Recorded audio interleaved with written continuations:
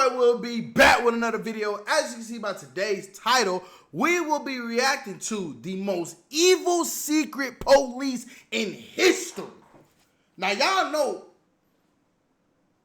the police be kind of crazy.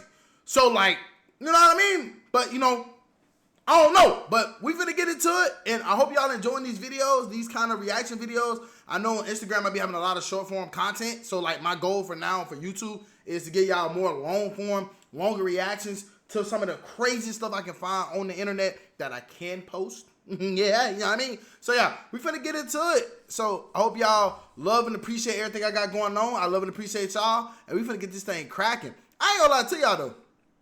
What's, like, in the comments below, let me know some of y'all craziest interaction with the police that you can legally say.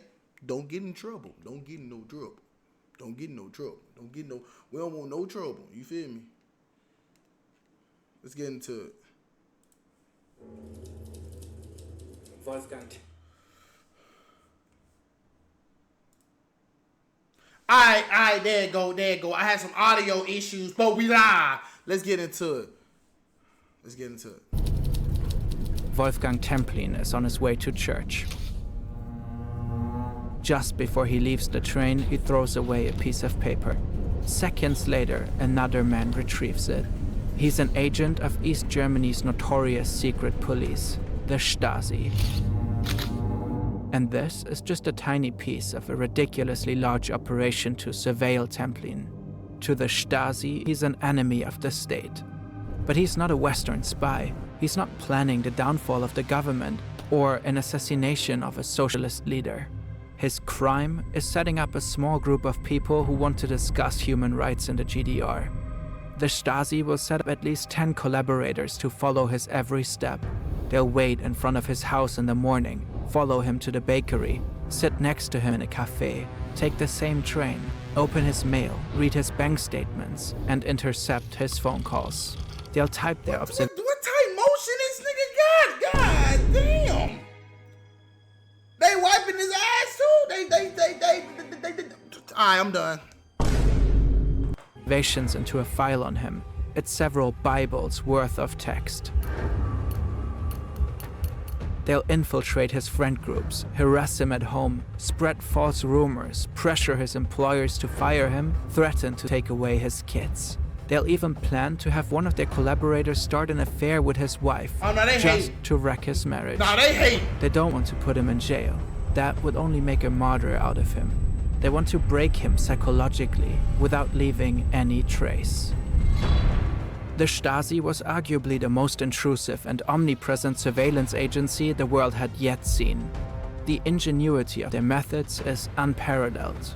In this video, we will look at all the techniques at the Stasi's disposal, from regular spying all the way to the utter destruction of the victim's psyche. Bro, nah, that's wild behavior, gang. On October 7, 1949, a new country was born. The German Democratic Republic, or East Germany.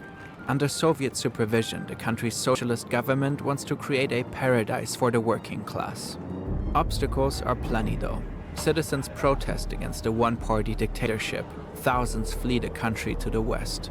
Meanwhile, the Soviet Union views East Germany as a fragile experiment, not a trusted ally. Soviet dictator Joseph Stalin is skeptical that a population with such a strong fascist past can be trusted with their own state. East German leaders are desperate to prove that they are loyal and competent. And he is one of them, Erich Mielke. From a rough neighborhood in Berlin, Mielke joined the Communist Party as a teenager during the Weimar Republic. As a young man, he cut his teeth fighting fascists in the street. To prove his loyalty to the party, he even gunned down 2 policemen in broad daylight, as revenge for them killing a communist. With the Nazis on the rise and a murder warrant hanging over him, Mielke fled to the Soviet Union. He would spend World War II in exile, eventually working for the Soviet secret police. In Moscow, Mielke got a front row seat of Stalin at his most paranoid. An approach to politics Mielke would later bring back to East Germany. It takes Mielke just a few years to become the Stasi's chairman. He has big plans, to build a ruthless police force so indispensable to the new regime that nobody could imagine East Germany without it, or without him. The Stasi is considered the shield and sword of the ruling party, responsible for eliminating so-called hostile elements. And from the Stasi's perspective, there's no lack of threats, swarming all around, but also within the country. At first, the Stasi openly practices violence against perceived enemies and traitors. They don't shy away from explicit terror and executing citizens after sham trials. Guillotine, bro, who are these people? Like, what do I like, bro? I'm telling you, bro, they used to get away with some craziness back in the day, bro. Like this the 40s, 50s. And it's like, that's far, but like, but that ain't that far ago. You know what I mean? Like, that's, Jesus. But blatant oppression turns out not to be great branding for socialism. East Germany wants international credibility as an ideal state. So the Stasi moves towards secrecy and surveillance instead. And this gives birth to the arguably most intrusive and omnipresent surveillance state the world had yet seen. It has been proven that people like Templin are incorrigible enemies of socialism. Anyone who associates with such people must be aware of the consequences. 6 a.m. The observation at the home of Central One started. For Templin, this is a regular day. He leaves the house at 7:30 a.m. He makes a short stop at the bakery. He takes the train to a residential building. He stays there about an hour, then takes the train back home. But someone is following his every step, and everything will be protocoled. In his very own Stasi file, they will give him a code name, Central One. 4:45 p.m. Central One left his home with his bike and a toddler, still with his brown shoulder bag. He drove to a church institution. There, he talks to the pastor. And that's it. Not much more happens after that. The agent's 17-hour-long shift ends at 11:35 p.m. 17 hours? At this point, Templin has been under surveillance for 16 years. But the special scrutiny given to him wasn't an outlier. Throughout the 1980s, the Stasi had tens of thousands of ongoing operations on other individuals deemed suspicious. Without context, numbers like that don't tell us much. But data analytics are powerful. GDR surveillance ran through every layer of society. Mielke even secretly surveilled the country's most powerful man, Chairman Erich Honecker. Mielke kept the most incriminating information in a red pleather suitcase, just in case he'd need it one day. The Stasi had access to everything: medical records, bank statements, school reports. But what they really wanted to know was what people were thinking behind closed doors. Naturally, this was no easy feat, so they had to get creative. This unassuming building in East Berlin looks like a regular post office. The workers inside wear postal uniforms. They tell their neighbors they just sort mail. But in reality, this is the headquarters of Department M, one of the Stasi's largest operations. Inside, hundreds of Stasi employees spend their days steaming open tens of thousands of letters and recording their contents. They scan and open packages, looking for forbidden items from the capitalist West. If they find money or anything valuable, they'll often keep it for themselves. Building is the headquarters of Department 26, responsible for acoustic surveillance. Over 1,000 employees secretly connect to bases like public telephones, apartments of informants, and telephone switchboards. I ain't gonna lie to you, bro. That just made me wonder, how much information and how much, you don't know who listening to your phone calls, bro. You think your line might be secure? It's not. They got rats and bro, I wouldn't want to live that kind of life, bro. I don't know. Them kingpins and drug dealers, bro, I don't see how they do it, boy. Automatically recording thousands of phone and closed room conversations at once. But they don't actually have the staff to analyze all those conversations. They just keep them in case they need them later. Higher up the Stasi food chain, elite engineers develop more intricate technology. They're known as the OTS. They operate here, in this restricted, highly secured area of East Berlin. Very few people know what's going on, and won't until the Soviet Union collapses. The OTS developed James Bond-like gadgets to observe citizens when they least expect it. Stuff like cameras behind buttonholes or microphones and fake sugar cubes. The tinier, the better. If the Stasi finds someone suspicious, they'll often map Sugar out the cubes? suspect's entire apartments so technicians can plan exactly where to hide bugs.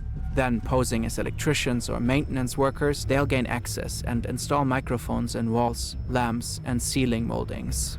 No corner of East Germany is too sacred for spying. There's bugs in doctors' offices, church confessionals, even private bathrooms.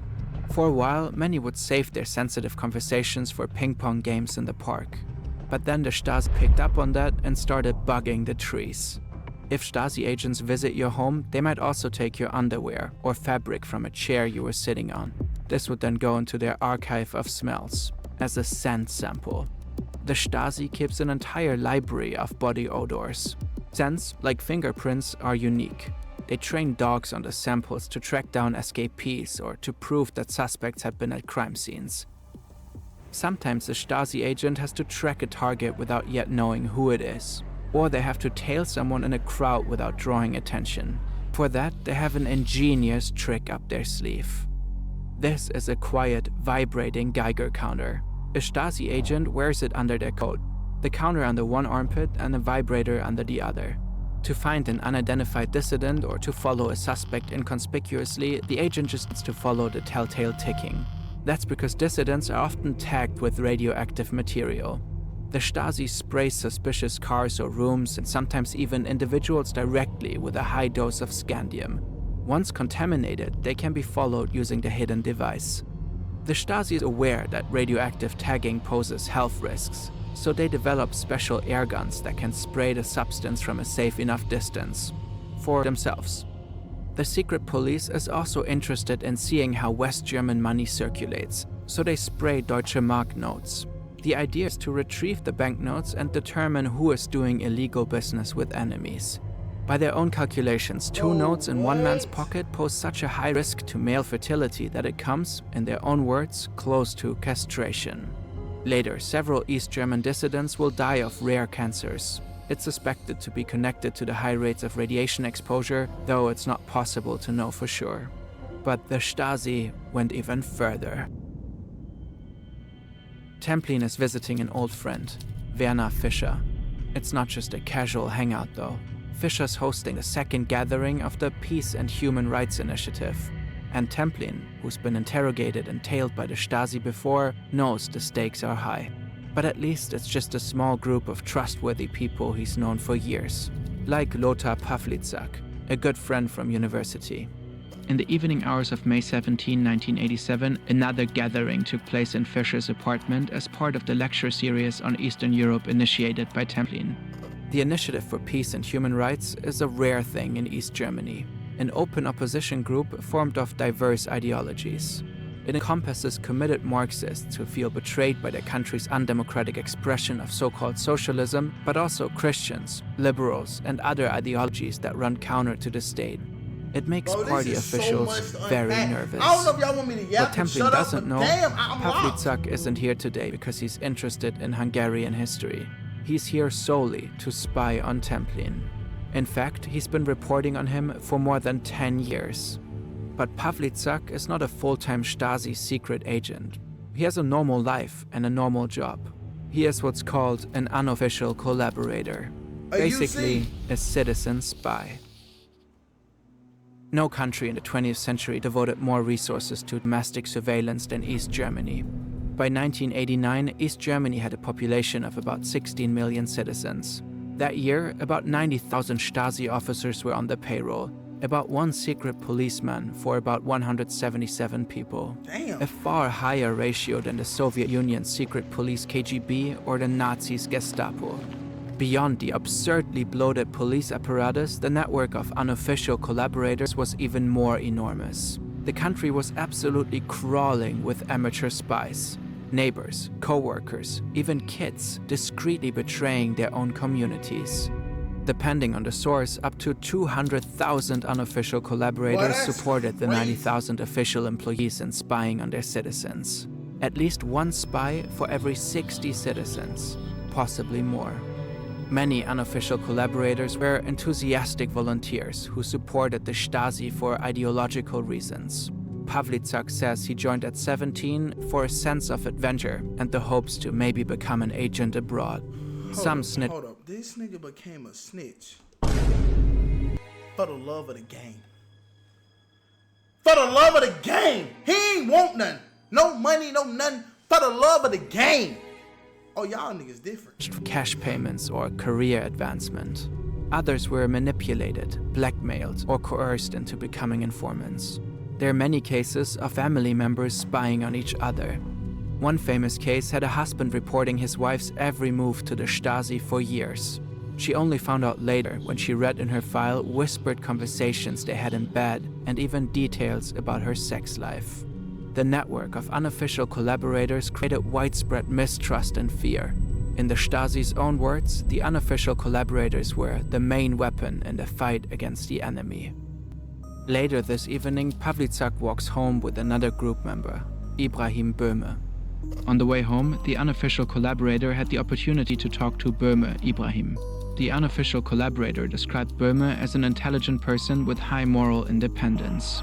Pavlicek carefully remembers the conversation, eager to report it back to his officer. What he doesn't know is that Böhme is doing the exact same thing. Two spies, spying on each other, neither the wiser. Pavlicek will report on Böhme. Böhme will report on Pavlicek. Both will report on Templin. As it turns out, on this very evening, 4 out of 16 participants were working for the Stasi. Damn! But being all around... Boy, y'all gotta watch y'all circles, bro. Watch y'all circles, bro. That's what I'm getting from this video. This video is teaching me watch who is around me. I'm scared. Hey, Tone, you listening? Shit. Templin is not enough. You see, Templin was with the Stasi himself for a while when he was young, but after a while he confided in his friends, uneasy about the job. Ever since, he's been branded a traitor. And a while back, Stasi Captain Gerhard Haas started targeting him with the agency's ultimate weapon, an operational procedure. It's been a few weeks since the Initiative for Peace and Human Rights has formed. A man shows up out of nowhere at Templin's door, demanding to know where he should deliver the car. He's holding a contract with Templin's name and signature on it, for a car Templin never ordered. A very expensive car. Templin wouldn't be able to afford it even if he wanted to. He used to have a great job at the Academy of Sciences, until he was suddenly fired. The East German Constitution grants every citizen the right to employment.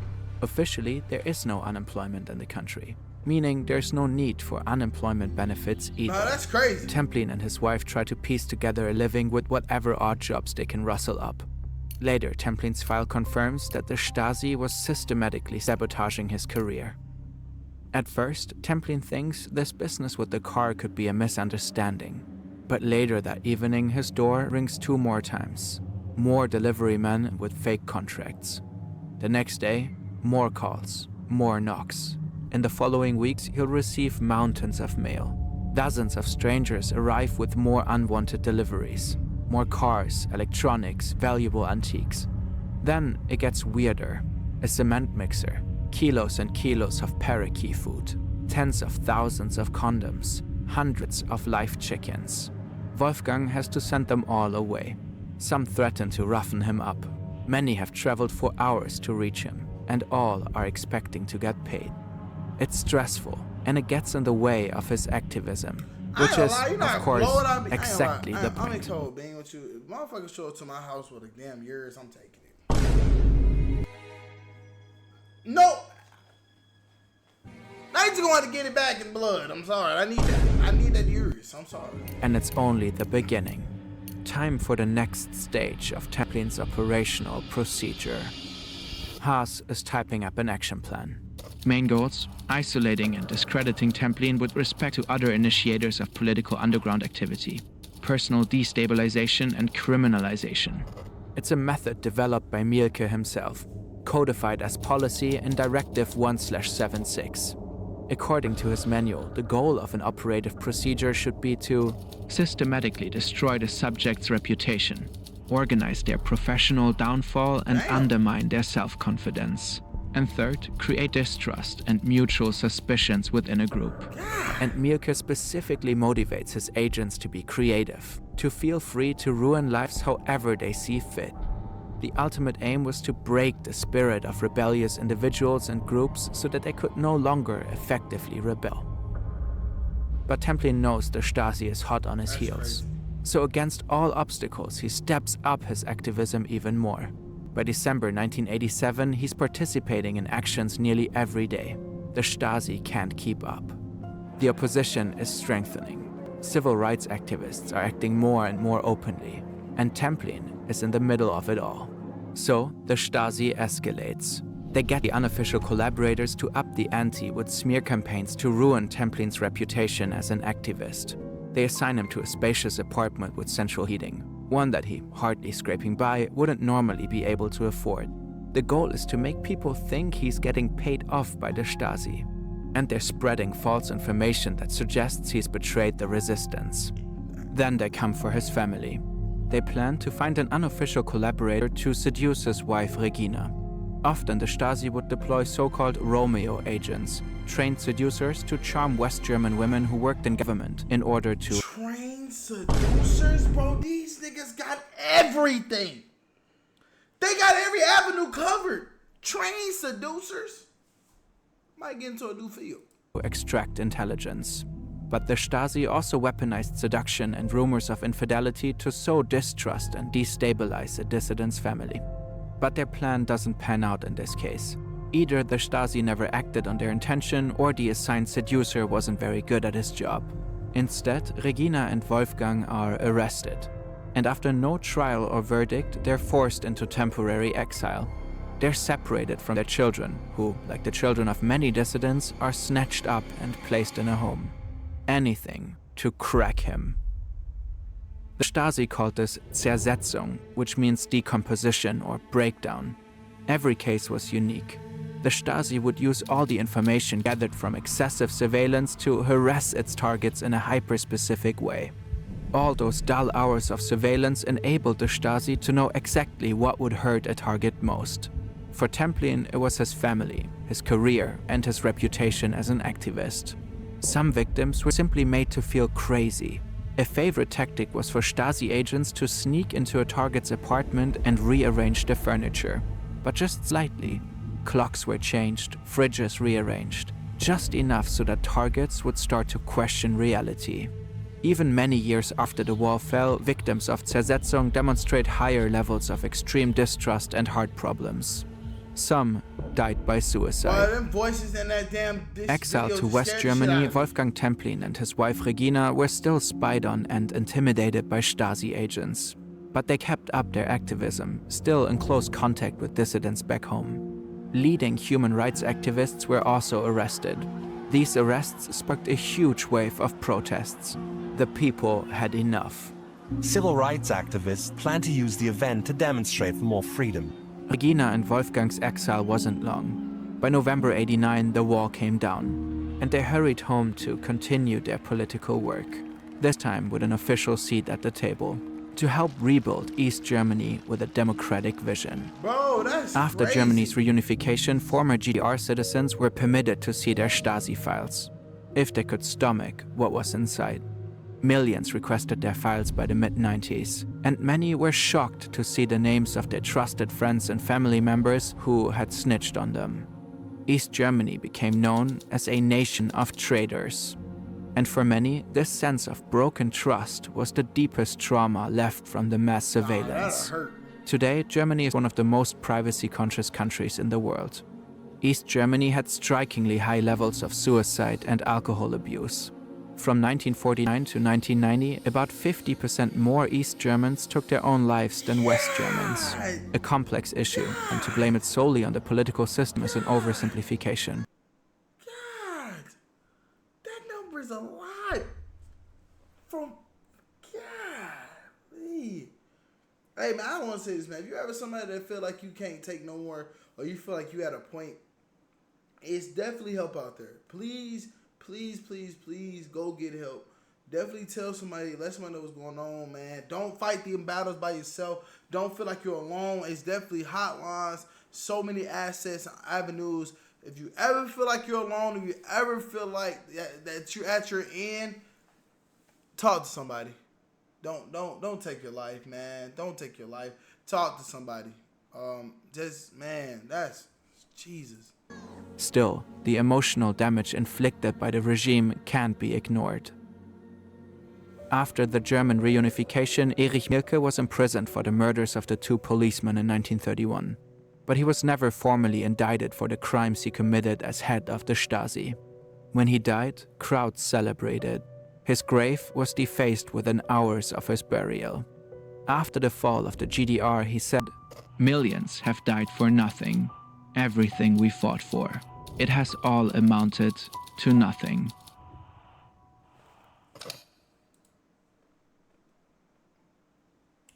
Okay.